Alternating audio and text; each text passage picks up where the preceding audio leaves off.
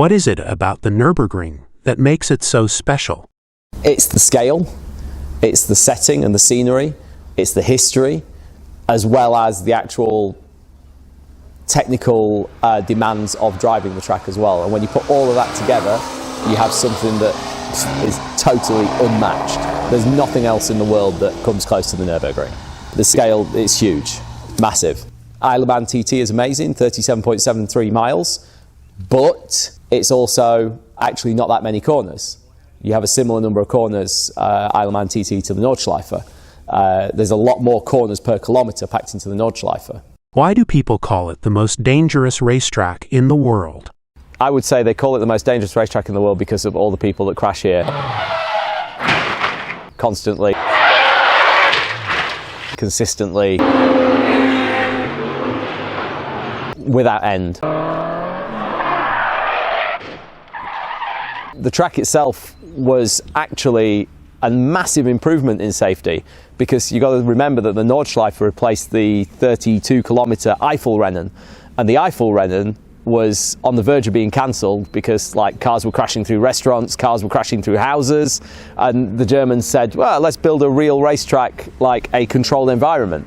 And at the time, new circuits like Brooklands were coming to the front of people's imagination, and the Nürburgring, they said, okay, the road race was over 30 kilometres, the circuit should be equally as challenging, so they built the North Loop and the South Loop and made a 30-kilometre circuit nearly.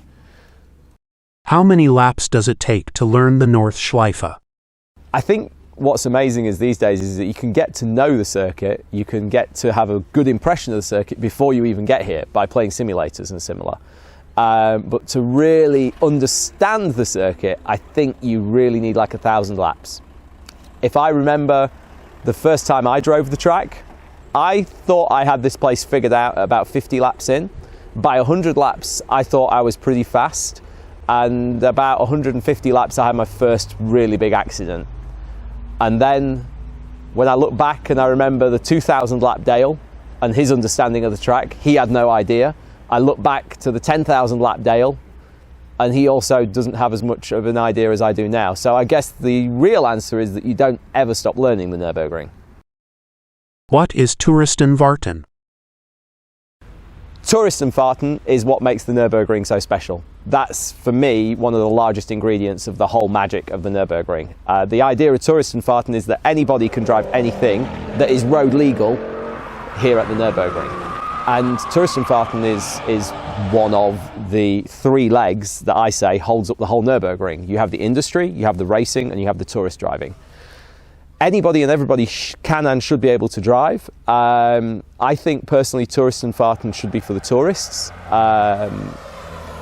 Mums and dads in family cars having a look at the most famous race circuit in the world, driving slowly and sensibly, should be just as welcome as a guy with a roll cage and a race helmet.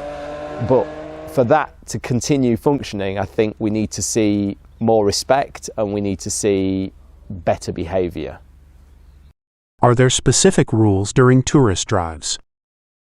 There are many, many rules about driving the Nürburgring Nordschleife during Touristenfahrten. Most important is it's governed by STVO, Straßenverkehrsordnung, which means that the track is a public road, essentially, which means, starting from the beginning, your car must be road legal, your car must have insurance, your car must be tested, whether that's TÜV or DEKRA or MOT for the English. Your car should be road legal and roadworthy.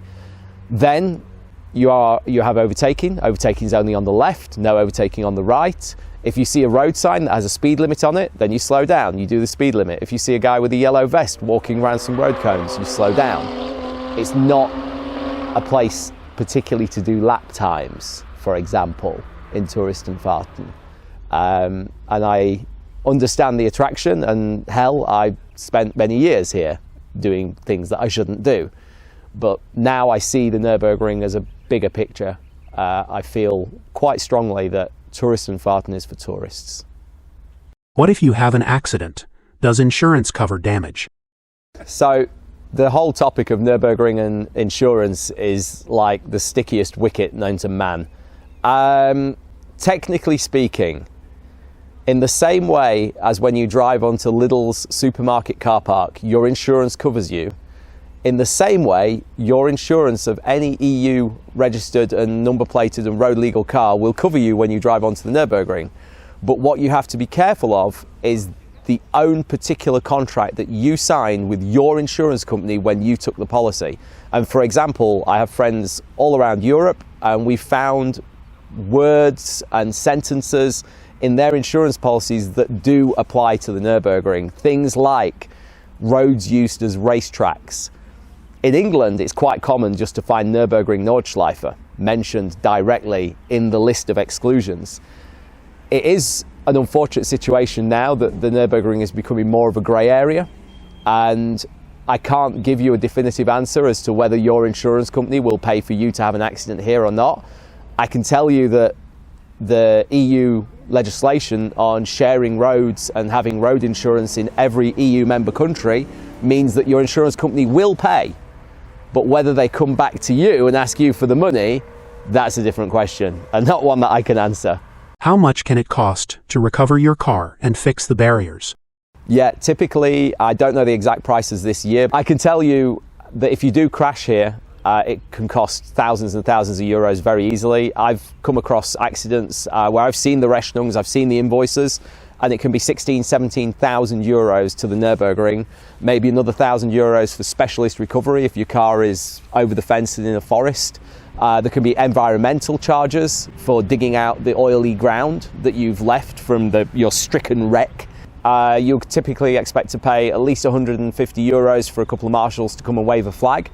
If you hit a barrier hard and take it down, you could be spending a couple of €1,000 very easily. It starts at around 80 euros per metre for the barrier, and there's 4 metres each, and then each piece of fence is probably 3 pieces high. So before you know it, you're at 12 metres of guardrail. It scales up pretty quickly. I speak from bitter experience. Tell us about your crashes.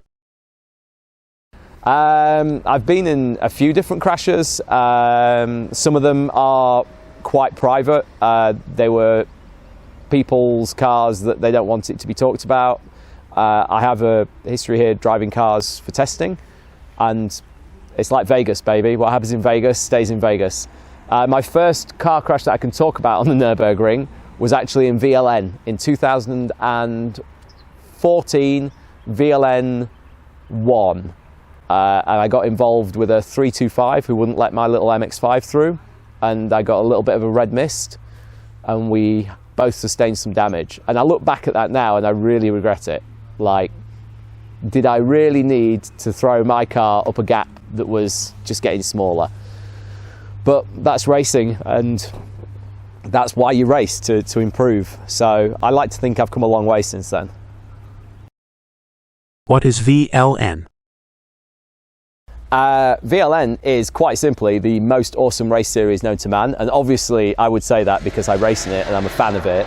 But also, did you know that VLN is the second longest running international level championship in the world after NASCAR?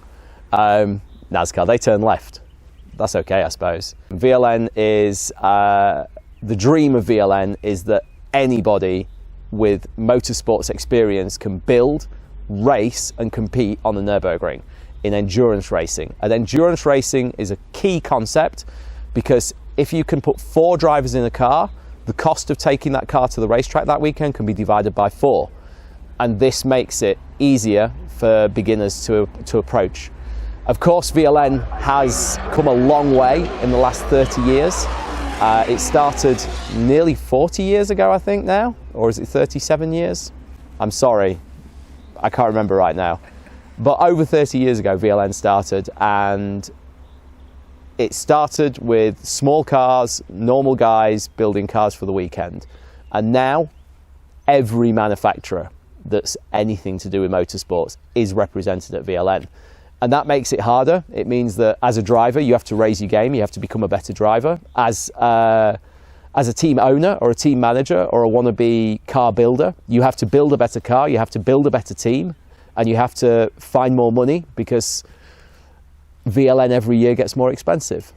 a tricky situation, because the more expensive it gets, actually, the safer it gets as well, a lot of the time, because the money is reinvested back into the organisation and into the safety equipment. The helicopter that flew away just then, 20 years ago, you didn't have a helicopter waiting for you. If you crashed your Golf Mark II and the pipe cleaner cage bent, you were stuck in there until somebody drove up from Adenauer with, with a hacksaw or something. Nowadays, we have full accident response teams on every corner. We have at least one helicopter within a few minutes. And the standard of technical inspection for the car is very, very high now. So we all have transponders in the car. We all have GPS tracking systems.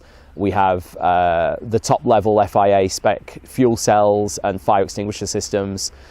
It really is one of the greatest championships in the world, albeit quite big now. Are cars in VLN divided into several different classes? Yeah, so right now the lowest class in VLN is, first of all, we'll split VLN into two classes. You have the V cars and the SP cars.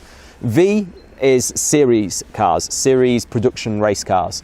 A production car is when you take a standard road car, maybe it's your family car, maybe it's a car that you went to a dealer and bought brand new, but then you take that car and you convert it into a race car. V cars start at V3. V3 is 2 litre naturally aspirated, and they go all the way up to like 3 litres with turbos. Then we have the other half of the grid, which is the big half, and that's SP, sports production. Sports production racing is all the modified cars, heavily modified cars, and of course purpose-built racing cars like phone up Porsche, hello Porsche, I'd like a GT3R. This is an SP9 car. So SP, V, two very different types of car. SP cars are drastically faster than V cars. I've spent a lot of my career in V3 and V4 cars, and these cars are 10 minutes plus or minus. For example, if you take a really good SP3 car, then that's actually going to be closer to the bottom of 9 minutes than it is to 10 minutes. Still 2 litres, still naturally aspirated. But a fast Clio will do 9 minutes 20 in VLN, which is fairly fast. And VLN does use the Formula One circuit and the Nordschleife, not because they love the Grand Prix track particularly. Most of the drivers I speak to, they love the Nordschleife. They go around the GP track because we have to. We have to go around the GP track because we need all those pit garages. We have 200 cars or more arriving for a VLN race, and that's when you actually need a lot of pit space. And remember, the Grand Prix circuit only has 32 or 33 garages. So 4 or 5 cars per garage. It's a very intense experience, both as a spectator and as a participant. What's it like driving with fast cars and slow cars together on track? As a driver, when you're racing in VLN, you have to have eyes facing forwards and backwards at all times. It's a real challenge, whether you're driving a GT3 car and everything is coming past you from front to back, or whether, for example, you're me in an MX-5 in 2013, where everything's coming at me from behind. You learn to manage traffic like no other race series on earth. I mean, the speed differentials are incredible. For example, MX-5 going up the hill at Kesselchen, you would do maybe 160 to 170 kilometers per hour, and in the same spot, you could have some sort of SPX unlimited crazy car doing an easy 250, 260. 100 kilometers per hour closing speed with a vanishing point only 50 meters ahead of you. If a crash happens at VLN, is the team required to pay for track damages? No, so when you race here at the Nürburgring, you actually, in VLN, we have a system where we all put money in the pot, and each class puts in a bigger amount of money because each class crashes more. So the GT3 cars put in quite a few €100 per car. For example, when we were racing our Fiesta, it was like €120. And this means that there is always a pot of money to pay for the accidents at the end of the year. And it seems to work quite well in VLN. So technically we do pay for our barrier, but we do it in a very socialistic way. The most amazing thing that happened to me at the Nürburgring is? I've had a couple of standout moments. One was probably actually only last year. 20 years of driving the Nürburgring, nearly 18, 19 years. And one moment from last year stands out, which was driving for 2.5 hours, chasing a Clio that was 3 minutes ahead of me, and in my head, that Clio that had a trophy on its roof, and I had to go past the Clio to get the trophy.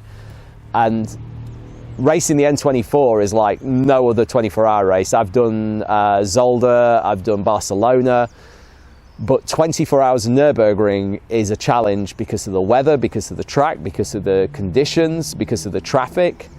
So if you can just imagine how completely tired out you are at the end of that 24 hours. And I was the last driver in the car, and we had 3 hours till the checkered flag.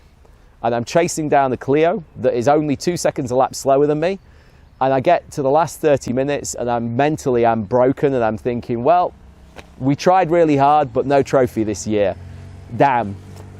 And then I hear on the radio that it's raining at Flansgarten. And I think, oh, this is quite good, because the one thing that I feel very comfortable about the Nürburgring is driving in the wet, because, very long story, very short, I used to ride motorbikes here, and I only drove a car when it was raining.